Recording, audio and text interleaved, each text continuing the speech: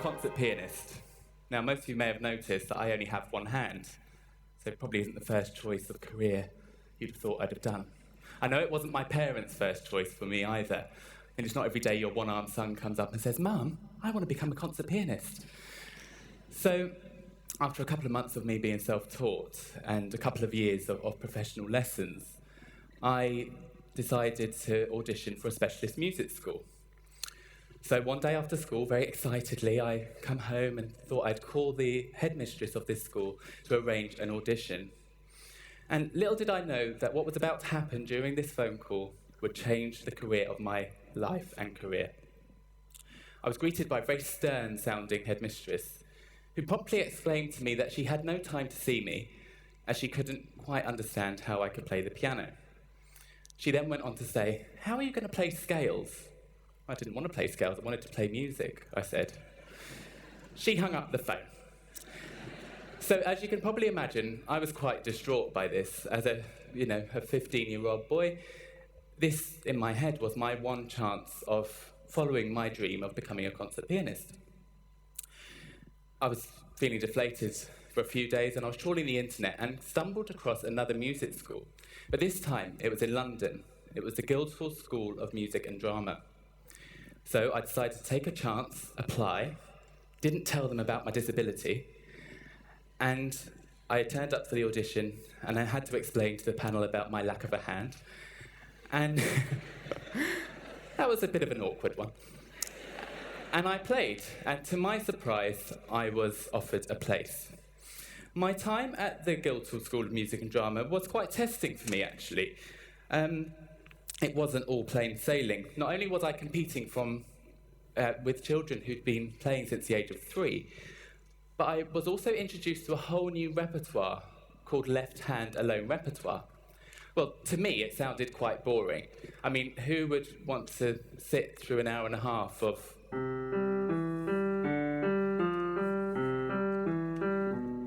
I'd rather watch paint dry than watch that in a concert.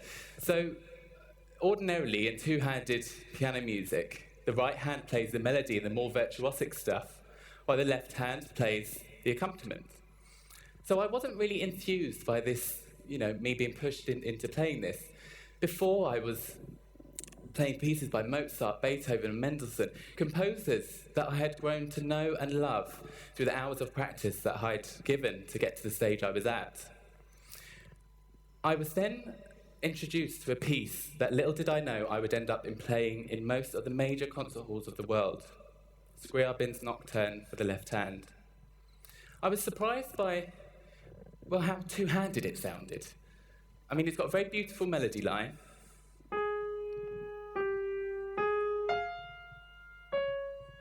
Very simple, but very beautiful. Lovely romantic arpeggios.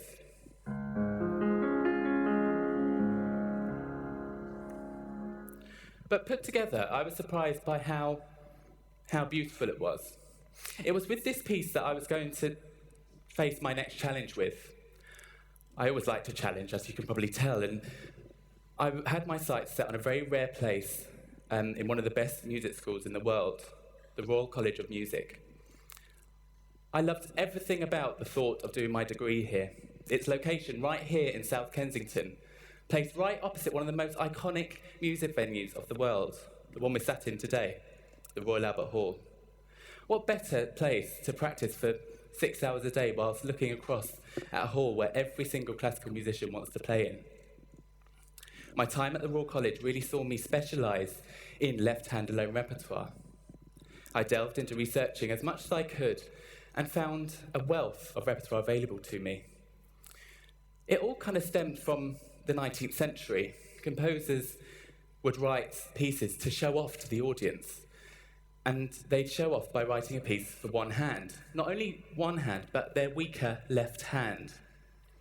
This then was built upon when Paul Wittgenstein, a concert pianist, lost his right arm in the First World War. In order for him to continue his career, he paid the big composers of the day to write pieces for him. So Benjamin Britten, Ravel, Prokofiev, all contributed to this.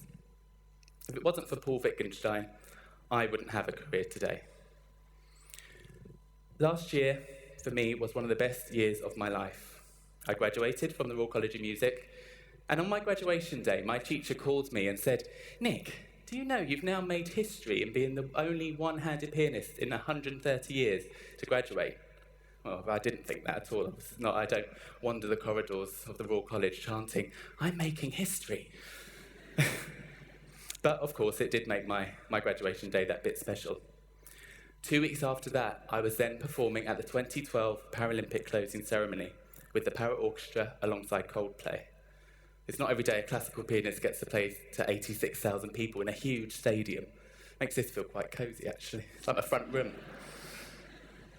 So I'm going to leave you today with my motto, which I've kind of abided by all my life. Anything is possible.